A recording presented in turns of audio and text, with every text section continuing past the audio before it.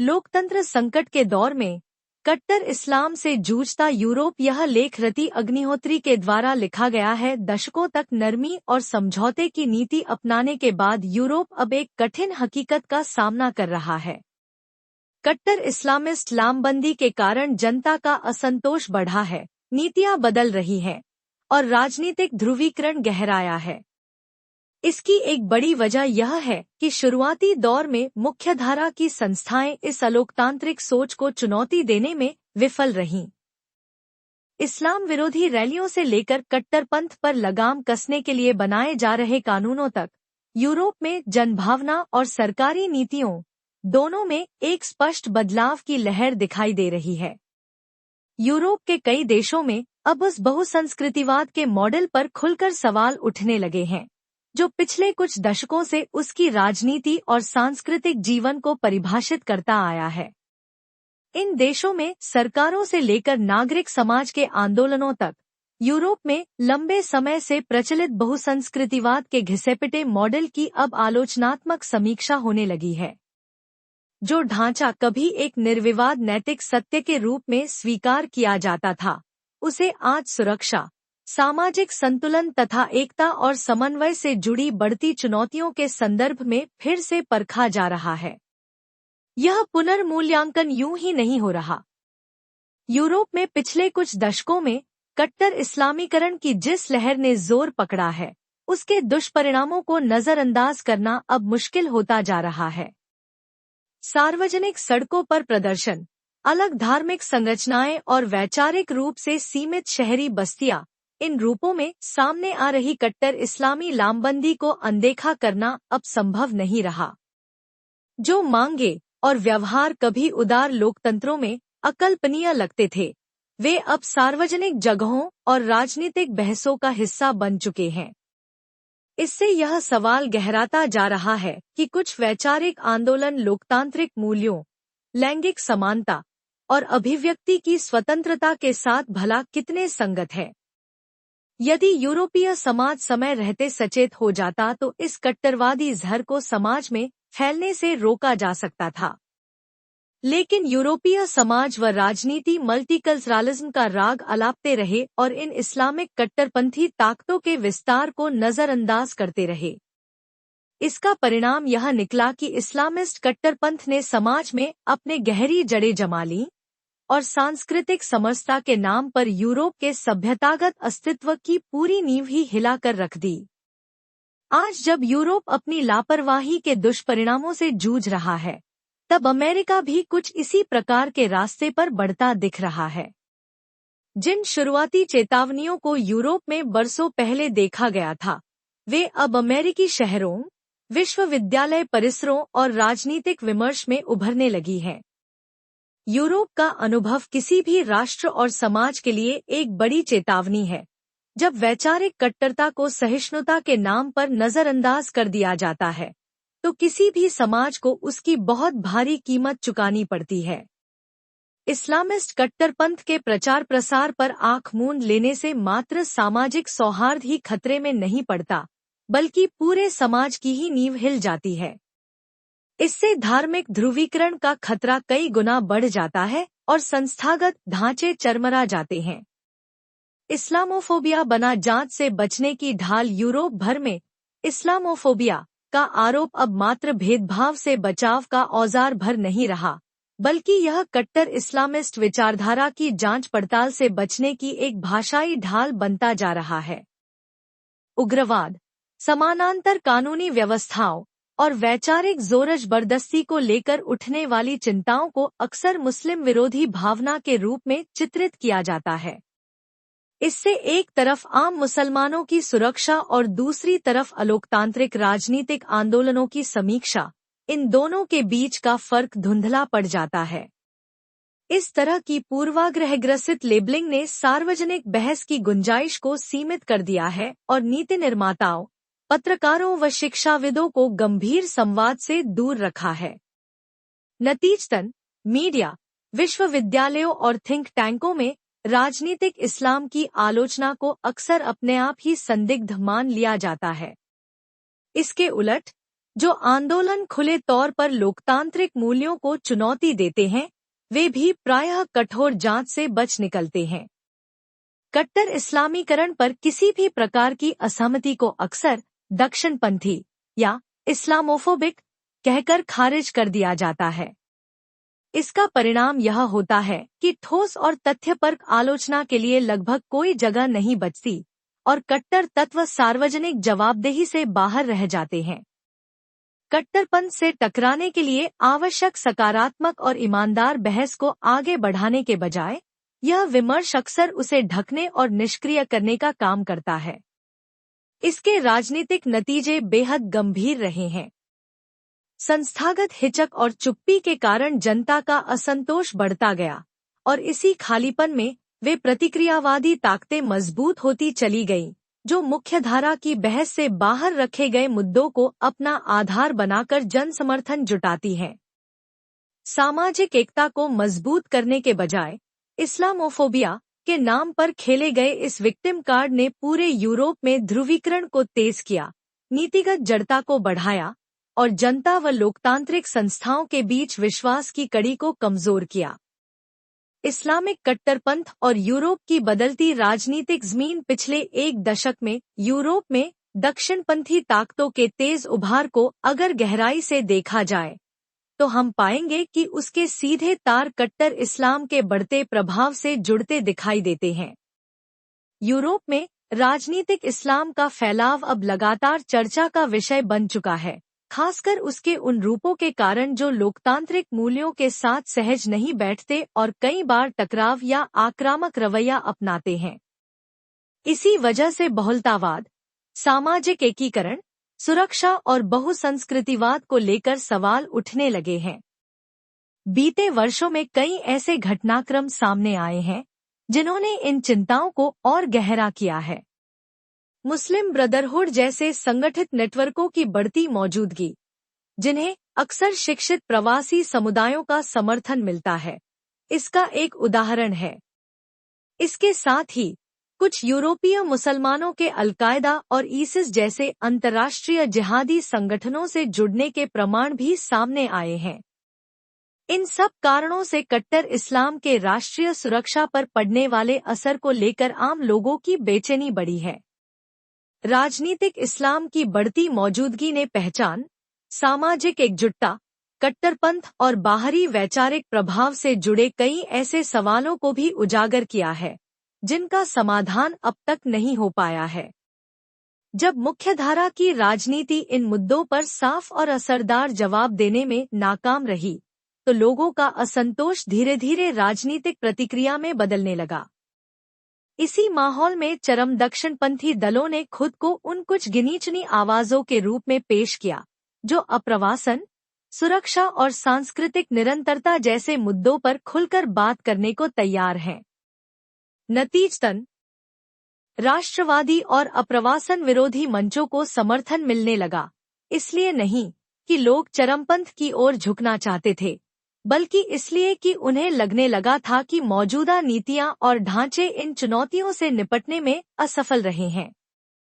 यहाँ गौर करने लायक बात यह है कि मीडिया संस्थानों, अकादमिक हलकों और नीति थिंक टैंकों द्वारा तैयार किए गए शोध और विमर्श का एक बड़ा हिस्सा यूरोप में दक्षिणपंथ के उभार पर तो खूब चिंता जताता है, लेकिन पिछले एक दशक में पूरे यूरोप में कट्टर इस्लामिक उग्रवाद और आतंकवाद में जो चौंकाने वाली बढ़ोतरी देखने को मिली है, उसे लेकर चुप्पी साधे रहता है। इसी तरह जिस प्रकार से कई यूरोपीय सरकारें कट्टर इस्लामीकरण के इस दौर में भी खुल्लम खुल्ला इस्लामिक विलुप्तीकरण की नीति अपनाती दिखाई दे रही हैं और इस समस्या का सीधे सीधे सामना करने से कतराती हैं, उसे लेकर भी कोई चर्चा नहीं होती। इसके बजाय यह सारा विमर्श बस कट्टर इस्लामीकरण की आलोचना करने वाली किसी भी आवाज पर निशाना साधने पर केंद्रित है। राष्ट्रवादी और दक्षिणपंथ की ओर झुकाव रखने वाली अलग अलग आवाजों, यहाँ तक कि इस्लामवाद के मुख्यधारा के आलोचकों को भी चरम दक्षिणपंथी की उसी घिसी पिटी श्रेणी में समेट दिया जाता है। यही नहीं, इस्लामवाद के आलोचकों के सरोकारों को सीधे सीधे इस्लामोफोबिया लेबल कर खारिज कर दिया जाता है। यूरोप की मौजूदा दक्षिणपंथी राजनीति में अप्रवासन विरोधी आंदोलन एक केंद्रीय भूमिका निभाते हैं और उनका ध्यान मुख्य रूप से मुस्लिम अप्रवासन पर केंद्रित रहता है। यह रुख, चाहे पूरी तरह तथ्यात्मक हो या कहीं कहीं बढ़ा चढ़ाकर पेश किया गया, इस धारणा से पैदा होता है कि कुछ प्रवासी समुदायों और कट्टर इस्लामिस्ट विचारधाराओं या नेटवर्कों के बीच संबंध हैं। इस्लामीकरण कहे जाने वाले इस चलन के खिलाफ सार्वजनिक विरोध लगभग एक दशक से दिखाई दे रहा है। मसलन, फरवरी 2016 में कई यूरोपीय शहरों में एक ही बैनर तले आयोजित इस्लाम विरोधी रैलियों के तहत हजारों लोग सड़कों पर उतरे थे। इनमें जर्मनी का पेगिडा आंदोलन सबसे प्रमुख आयोजकों में शामिल था, जिसने ड्रेसडेन में भारी भीड़ जुटाई और एम्स्टर्डम, डबलिन तथा प्राग जैसे शहरों में भी इसी तरह के प्रदर्शनों को प्रेरित किया। यूरोप भर में फैलते इस्लाम विरोधी प्रदर्शन सितंबर 2025 में लंदन में बड़े पैमाने पर हुए अप्रवासन विरोधी प्रदर्शनों ने पूरे देश को हिलाकर रख दिया। यूनाइट द किंगडम रैली, जिसका आयोजन यूके के दक्षिणपंथी कार्यकर्ता और इस्लाम विरोधी अभियानकर्ता टॉमी रॉबिन्सन ने किया था, में अनुमानतः लाखों के आसपास भीड़ उमड़ी। मीडिया रिपोर्टों के अनुसार यह संख्या करीब 1.1 लाख से 1.5 लाख के बीच बताई गई। प्रदर्शन के दौरान पुलिस से झड़पें भी हुईं, जिनमें कुछ पुलिसकर्मियों के साथ मारपीट, लातघून से और बोतलें फेंके जाने की घटनाएं सामने आईं। रिपोर्टों के अनुसार प्रदर्शनकारियों ने खुले तौर पर इस्लाम विरोधी नारे भी लगाए। इन प्रदर्शनों के बाद सोशल मीडिया पर कई वीडियो सामने आए, जिनमें ब्रिटिश झंडे थामे कुछ प्रदर्शनकारी इस्लाम और अल्लाह को लेकर अपमानजनक नारे लगाते दिखे। द जेरूसलम पोस्ट की एक रिपोर्ट के अनुसार कुछ प्रदर्शनकारियों के हाथों में इजरायली और अमेरिकी झंडे भी थे और कई लोग मगा टोपी पहने हुए थे। बताया गया कि इन प्रदर्शनों के दौरान अमेरिकी कंservative एक्टिविस्ट चार्ली किर्क की हत्या पर शोक भी व्यक्त किया गया। 2025 के दौरान आयरलैंड में भी इस्लाम विरोधी और अप्रवासन विरोधी प्रदर्शनों की एक श्रृंखला देखने को मिली, जो अप्रवासन, अपराध और सांस्कृतिक एकीकरण को लेकर बढ़ते तनाव को दर्शाती है। जुलाई में लगभग 100 प्रदर्शनकारी सेंट्रल डबलिन स्थित जनरल पोस्ट ऑफिस के बाहर एकत्रित हुए। उनके हाथों में आयरिश झंडे थे और वे एक मुहर्रम जुलूस के विरोध में नारेबाजी कर रहे थे। जून में हालात और भी अधिक गंभीर हो गए, जब उत्तरी आयरलैंड के बैलेमीना शहर में उस समय प्रदर्शन भड़क उठे, जब एक 14 वर्षीय लड़के को एक किशोरी के यौन उत्पीड़न के प्रयास के आरोप में गिरफ्तार किया गया। रिपोर्टों में इस मामले को एक प्रवासी समुदाय से जोड़ा गया। शुरुआती विरोध जल्द ही हिंसक अशांति में बदल गया। लगातार 3 रातों तक नकाबपोश समूहों ने गाड़ियों और घरों को आग के हवाले कर दिया, जिसके बाद बड़े पैमाने पर पुलिस कार्रवाई करनी पड़ी। मीडिया कवरेज में इन घटनाओं को ज्यादातर दंगे बताया गया, जबकि वरिष्ठ कानून व्यवस्था अधिकारियों ने इस हिंसा की निंदा करते हुए इसे आपराधिक और नस्लीय रूप से प्रेरित बताया। इन तमाम घटनाओं ने आयरलैंड में अप्रवासन, सामाजिक एकजुटता और सार्वजनिक भरोसे से जुड़े मुद्दों की विस्फोटक संवेदनशीलता को उजागर किया। इसी तरह के प्रदर्शन अगस्त 2024 में उत्तरी आयरलैंड में भी हुए थे। उस समय मीडिया रिपोर्टों में इस्लाम विरोधी झुकाव और भी ज्यादा स्पष्ट बताया गया, जब हिंसक प्रदर्शनकारियों ने मुस्लिम स्वामित्व वाली दुकानों में तोड़फोड़ की और यहां तक कि एक मस्जिद को भी निशाना बनाया। आयरलैंड में इस्लाम विरोधी भावनाओं में आई तेजी को केवल स्थानीय प्रतिक्रिया के रूप में नहीं देखा जा सकता, बल्कि इसे कट्टर इस्लाम के बढ़ते प्रभाव के व्यापक संदर्भ में समझना जरूरी है, खास तौर पर राज्य समर्थित फिलिस्तीन समर्थक एक्टिविज्म और इजराइल विरोधी बयानबाजी के संदर्भ में, जो कई बार यहूदी विरोध, एंटीसेमिटिज्म की सरहद छूती नजर आती है। द जेरूसलम पोस्ट में हाल ही में प्रकाशित एक लेख आयरलैंड के राजनीतिक नेतृत्व में तथाकथित रूप से मौजूद यहूदी विरोधी झुकाव की आलोचना करता है।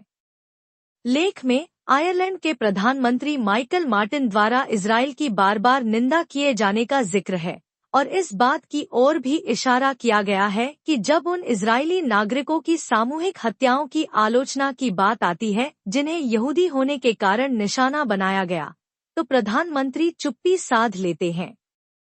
आगे यह तर्क दिया गया है कि आयरिश राजनीति, मीडिया और अकादमिक जगत के कुछ हिस्सों ने कट्टर इस्लामिस्ट उग्रवाद को हल्का दिखाकर या उसे परोक्ष रूप से उचित ठहराकर एंटीसेमिटिज्म यानी घोर यहूदी विरोध को जायज ठहराने के लिए ठोस जमीन तैयार की है। लेख का दावा है कि हमास को अक्सर गंभीर जांच के दायरे से बाहर रखा जाता है और उसे मुख्यतः एक राजनीतिक प्रतिरोध आंदोलन के रूप में प्रस्तुत किया जाता है, जिससे उसके आतंकवाद के रिकॉर्ड पर पर्दा पड़ जाता है।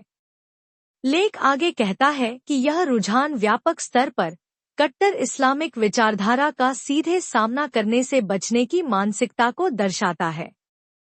पिछले कुछ वर्षों में यूरोप में कुरान जलाने से जुड़े प्रदर्शन और रैलियां तेजी से बढ़े हैं, यहां तक कि डेनमार्क ने इन्हें प्रतिबंधित करने के लिए कानून तक बना डाला। इसके बावजूद यूरोप आज भी इस दुविधा से जूझ रहा है कि क्या ब्लास्फेमी कानून को पुनः लागू किया जाए या अभिव्यक्ति की स्वतंत्रता की रक्षा की जाए। जुलाई 2023 में संयुक्त राष्ट्र संघ मानवाधिकार परिषद ने कुरान जलाने की निंदा करते हुए इसे धार्मिक घृणा का कृत्य बताया था, लेकिन ब्रिटेन, फ्रांस और जर्मनी जैसे यूरोपीय देशों सहित कुल 12 देशों ने इस प्रस्ताव के विरोध में मतदान किया। उनका तर्क था कि ऐसे प्रस्ताव अभिव्यक्ति की स्वतंत्रता पर संभावित अंकुश लगा सकते हैं। यूरोप भर में इस्लाम विरोधी प्रदर्शनों की बढ़ती संख्या के पीछे मुख्य वजह कट्टर इस्लाम के तेजी से फैलते प्रभाव को लेकर जनता की गहरी चिंता है और उससे जुड़े अपराधों तथा सामाजिक अव्यवस्थाओं को लेकर भी। ये प्रदर्शन किसी एक घटना के परिणामस्वरूप आई प्रतिक्रिया नहीं है, बल्कि ये उन घटनाक्रमों की एक लंबी श्रृंखला के फलस्वरूप उपजे उस असंतोष को दर्शाते हैं जो आम नागरिक के मनमस्तिष्क में घर कर चुका है। यूरोपीय देशों के आम नागरिकों का मानना है कि राजनीतिक और संस्थागत सत्ता ने इन घटनाक्रमों को या तो ठीक से समझा नहीं या समय रहते इन्हें गंभीरता से संबोधित नहीं किया। आम जनता के इस बढ़ते असंतोष के पीछे कुछ प्रमुख कारण साफ तौर पर दिखते हैं। इस्लामिस्ट विचारधारा के नाम पर किए गए संगठित आतंकी हमले और अकेले हमलावरों, लोन वुल्फ, द्वारा किए गए टेरर अटैक्स, जिनका निशाना अक्सर आम नागरिक और सार्वजनिक स्थान रहे हैं। महिलाओं और बच्चों के खिलाफ बढ़ते अपराध, जिनमें यूके के कुख्यात पाकिस्तानी ग्रूमिंग गैंग कांड जैसे हाई प्रोफाइल मामले शामिल हैं, जिसने कानून व्यवस्था और बाल सुरक्षा तंत्र की गंभीर विफलताओं को उजागर किया। इस्लामिक राजनीतिक पहचान के आक्रामक सार्वजनिक प्रदर्शन का बढ़ता ट्रेंड, जिसमें यूरोप के कुछ हिस्सों में खिलाफत की खुली मांग और शरिया कानून लागू करने की बातें तक शामिल हैं। यूरोपीय राजनीति और नागरिक समाज में राजनीतिक इस्लाम की बढ़ती मौजूदगी, जहां राजनीतिक, अकादमिक और एक्टिविस्ट मंचों पर हमास समर्थक गतिविधियां आम होती जा रही है और यहूदी विरोधी तथा इजराइल विरोधी भाषा को धीरे धीरे सामान्य मान लिया गया है। इन सभी कारणों ने मिलकर जनता के भीतर के गुस्से और भय को हवा दी है। ऐसे में इस्लाम विरोधी प्रदर्शन खुद को कट्टरपंथ के खिलाफ प्रतिरोध, संस्थागत जड़ता के विरोध और लोकतांत्रिक व सामाजिक मूल्यों के क्षरण के प्रति प्रतिक्रिया के रूप में सामने ला रहे हैं।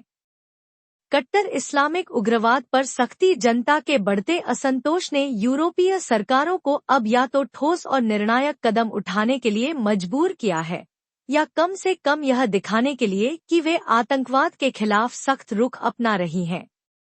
यह बदलाव इस बात का संकेत है कि आप्रवासन, सुरक्षा और सांस्कृतिक समन्वय को लेकर यूरोप का समग्र दृष्टिकोण अब धीरे धीरे बदल रहा है। अप्रैल 2024 में जर्मन सरकार ने हैम्बर्ग में हुई एक इस्लामिस्ट रैली के बाद असामान्य रूप से सख्ती दिखाई। इस रैली में खिलाफत की स्थापना और शरिया कानून लागू करने की मांग की गई थी। उस समय के चांसलर ओलाफ शोल्स ने स्पष्ट किया कि इस्लामिस्ट गतिविधियों से निपटने के लिए संवैधानिक राज्य की पूरी शक्ति का इस्तेमाल किया जाएगा और कट्टरपंथी विचारधारा की पैरवी के कानूनी नतीजों पर जोर दिया। पिछले कुछ वर्षों में जर्मनी ने कई इस्लामिक संगठनों पर भी प्रतिबंध लगाया है, जिन पर ईरान से कथित संबंध रखने, महिला विरोधी कट्टर रुख अपनाने, खिलाफत की मांग करने और इजराइल विरोधी घृणा फैलाने के आरोप लगे हैं। जुलाई 2021 में ऑस्ट्रिया ने आतंकवाद से निपटने के लिए एक कड़ा कानून लागू किया, जिसके अंतर्गत ईसिस और मुस्लिम ब्रदरहुड जैसे उग्रवादी संगठनों पर राज्य की निगरानी बढ़ा दी गई। इस प्रकार से ऑस्ट्रिया औपचारिक रूप से मुस्लिम ब्रदरहुड की गतिविधियों पर प्रतिबंध लगाने वाला पहला यूरोपीय देश बना। इसके साथ ही कट्टरपंथ पर अंकुश लगाने के लिए कई कदम उठाए गए, जिनमें धार्मिक सेवाएं कराने वाले इमामों के लिए अनिवार्य Beyond dress restrictions, the bill targets radicalization and potential terrorist linkages. It proposes enhanced financial transparency requirements for religious organizations that lack formal agreements with the Italian state and authorizes substantial fines for Islamic groups found to accept donations from entities deemed to promote principles that conflict with fundamental freedoms or state security. The paralysis of multicultural politics despite a growing wave of resistance.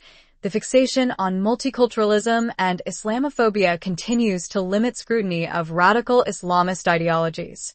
As Muslim political representation has expanded across Western countries, Islamist issues have entered mainstream political discourse, enabling radical actors to exert sustained influence within European politics under the protective cover of anti-Islamophobia narratives. In The Strange Death of Europe, Immigration, Identity, and Islam, British author and commentator Douglas Murray examines the prolonged pattern of political appeasement toward radical Islam in Europe from the 1990s into the early 21st century. He documents the rise of political Islam and highlights the ambivalence of European governments toward the cultural and security consequences of large-scale Muslim migration.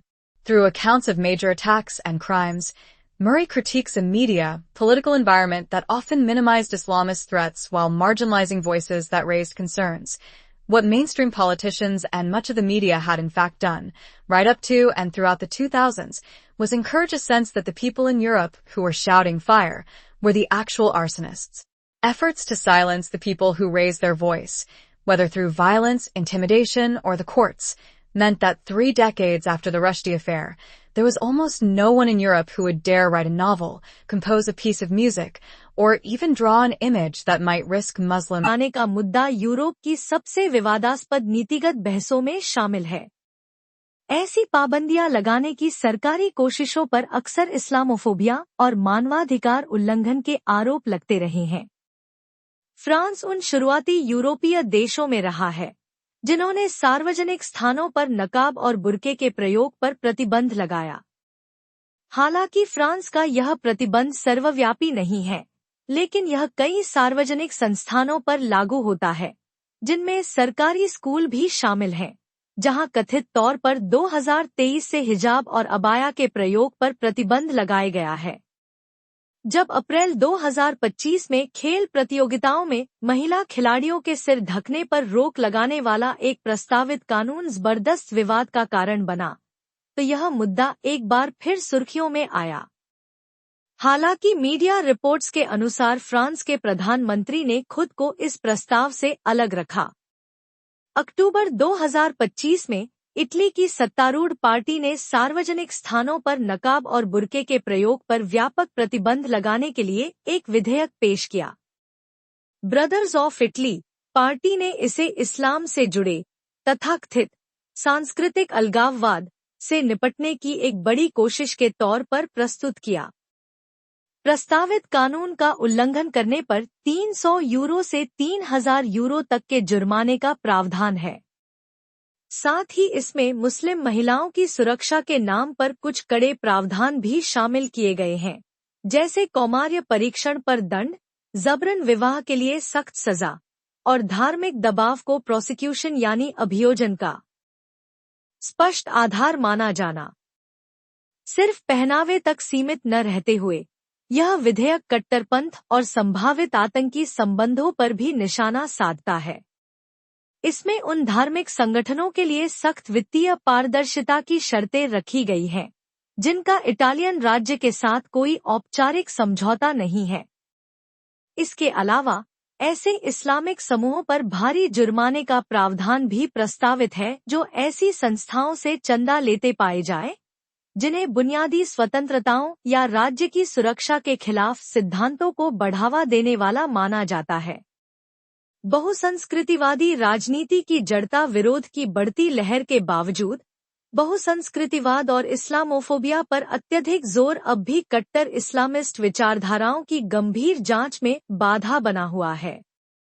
पश्चिमी देशों में जैसे जैसे मुस्लिम राजनीतिक प्रतिनिधित्व बढ़ा है, वैसे वैसे इस्लामिस्ट मुद्दे मुख्यधारा की राजनीति में प्रवेश करते गए हैं। इसका नतीजा यह हुआ है कि कट्टर तत्वों को इस्लामोफोबिया विरोधी विमर्श की सुरक्षा ढाल के भीतर रहकर यूरोपीय राजनीति को निरंतर प्रभावित करने का अवसर मिला।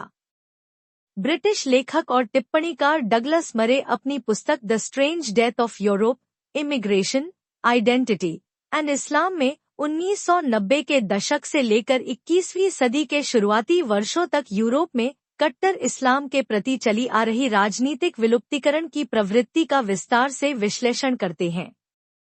वे राजनीतिक इस्लाम के उभार को दर्ज करते हुए यह भी दिखाते हैं कि बड़े पैमाने पर मुस्लिम अप्रवासन के सांस्कृतिक और सुरक्षा संबंधी परिणामों को लेकर यूरोपीय सरकारें किस तरह से दुविधा और टालमटोल का रवैया अपनाती रहीं। बड़े आतंकी हमलों और गंभीर अपराधों के उदाहरणों के जरिए मरे उस मीडिया राजनीतिक माहौल की आलोचना करते हैं, जिसने अक्सर इस्लामिस्ट खतरों को कम करके दिखाया और उल्टा इन खतरों के प्रति सरकार व समाज को सचेत करने वाली आवाजों को ही हाशिए पर धकेल दिया।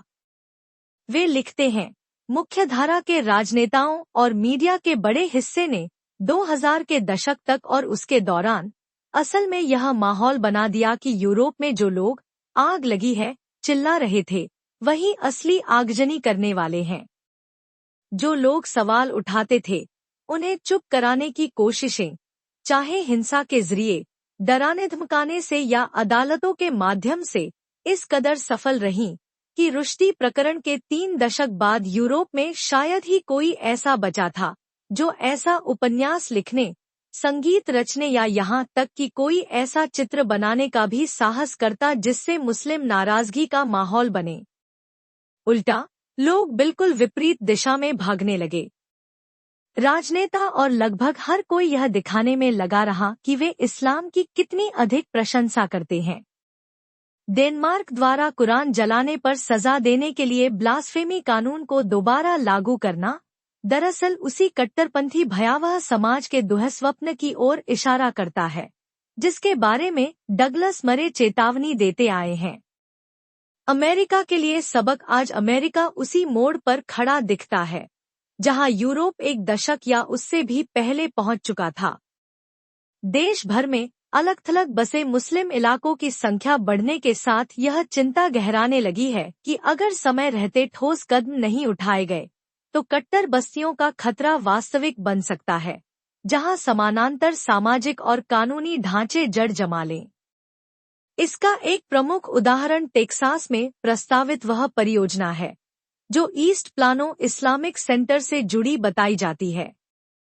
पहले यह एपिक सिटी प्रोजेक्ट के नाम से जानी जाती थी, हालांकि बाद में इसका नाम बदलकर द मीडो हिल रख दिया गया। यह योजना राज्य सरकार की कड़ी निगरानी के दायरे में रही और इसको लेकर कई स्तरों पर जांच शुरू हुई, यहाँ तक कि धार्मिक भेदभाव के आरोपों के बाद अमेरिकी न्याय विभाग ने इस प्रोजेक्ट की आपराधिक जांच भी की। स्थानीय समुदायों और राजनीतिक नेतृत्व ने इस परियोजना का जोरदार विरोध किया। आलोचकों ने इसे एक प्रस्तावित मुस्लिम शहर बताया और यह आशंका जताई कि इसमें गैर मुसलमानों को बाहर रखा जा सकता है, साथ ही शरिया मानकों को अनौपचारिक रूप से लागू किया जा सकता है। सितंबर 2025 में टेक्सास के गवर्नर ग्रेग एबट ने इस प्रस्तावित टाउनशिप को रोकने के लिए कानून पर हस्ताक्षर किए। उनका तर्क साफ था, टेक्सास संविधान के अंतर्गत धार्मिक स्वतंत्रता को अलगाववाद का जरिया नहीं बनने दिया जा सकता। सामाजिक और राजनीतिक टिप्पणीकार अमेरिका में शरिया मानकों और कट्टर इस्लामिस्ट विचारधारा के बढ़ते प्रभाव को लेकर खुलकर चिंता जता रहे हैं। मीडिया और थिंक टैंकों की रिपोर्टों में यह आशंका भी सामने आई है कि देश के कुछ हिस्सों, खासकर नॉर्थ टेक्सास में, अनौपचारिक शरिया अदालतों के सक्रिय होने की संभावना है। आलोचकों का मानना है कि मिशिगन के डियरबॉर्न सरीखे इलाकों में, जहां मुस्लिम आबादी का बहुमत है, गैर मुसलमान धीरे धीरे हाशिए पर धकेले जा रहे हैं। कट्टर इस्लाम के आलोचक इस प्रवृत्ति को कुछ विवादास्पद फैसलों से जोड़कर देखते हैं, जैसे सड़कों के नाम ऐसे लोगों के नाम पर रखे जाना जिनका संबंध उग्रवादी मुद्दों से जोड़ा जाता है। सार्वजनिक तौर पर इन बदलावों को समावेशन और धार्मिक समायोजन की भाषा में पेश किया जाता है, लेकिन आलोचकों की नज़र में यह समानांतर कानूनी और सांस्कृतिक मानकों के सामान्यीकरण की प्रक्रिया है। 2023 में मिनियापोलिस अमेरिका का पहला बड़ा शहर बना, जहां दिन रात किसी भी समय सार्वजनिक रूप से इस्लामिक कॉल टू प्रेयर प्रसारित करने की अनुमति दी गई। इसके बाद 2025 की शुरुआत में इलिनॉय ने सरकारी स्कूलों और अस्पतालों में शरियानुरूप भोजन अनिवार्य करने की नीति अपनाई, जिससे धर्मनिरपेक्ष शासन और नागरिक तटस्थता को लेकर बहस और तेज हो गई। ट्रंप प्रशासन ने अमेरिकी विश्वविद्यालय परिसरों में बढ़ते यहूदी विरोध से जुड़े हमास समर्थक नेटवर्कों और प्रदर्शनों पर लगाम कसने की दिशा में बहुत से ठोस कदम उठाए हैं। लेकिन इसके बावजूद कट्टर इस्लाम से जुड़े व्यापक खतरे को अब भी पूरी तरह स्वीकार नहीं किया गया है। राजनीतिक वामपंथ और दक्षिणपंथ दोनों के प्रभावशाली हलकों में मौजूद कुछ हितधारकों और इस्लामिस्ट तत्वों के बीच बनता गठजोड़ इस्लामिस्ट कट्टरपंथ के खिलाफ चल रहे इस संघर्ष में हासिल की गई बढ़त को अक्सर काफी हद निष्प्रभावी कर देता है। समापन कट्टर इस्लाम को लेकर यूरोप में चल रही यह आत्ममंथन की प्रक्रिया उदार लोकतंत्रों के सामने खड़ी एक बड़ी सभ्यतागत चुनौती की ओर इशारा करती है।